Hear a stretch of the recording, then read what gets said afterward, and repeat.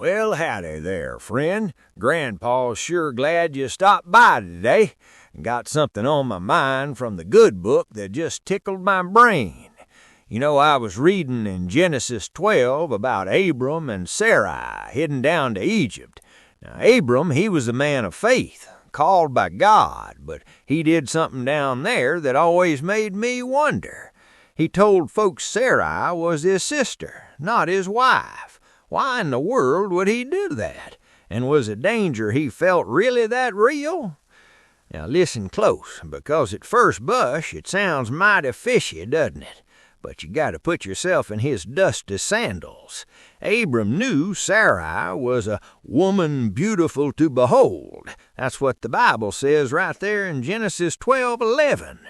And back in those old days, traveling through a foreign land, especially Egypt with its powerful pharaohs, well, a lone man didn't have much protection.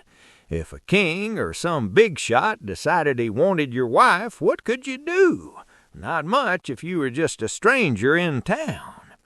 So Abram's fear, as dark as it sounds, was a calculation. It wasn't just a whim.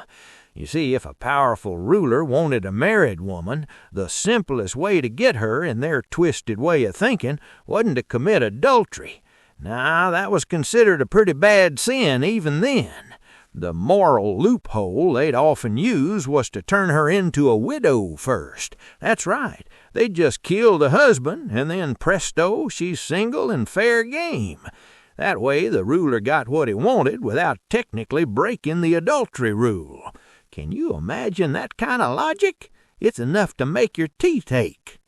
But if she was just his sister, well, that changed things. Then the ruler would have to negotiate, pay a bride price to the brother, maybe load him up with sheep and oxen and servants. The brother lived and often got wealthy out of the deal. Now, Egyptian history books don't have a law written down saying kill the husband, take the wife. But other ancient writings, like the Dead Sea Scrolls, they tell us foreign travelers like Abram were mighty vulnerable.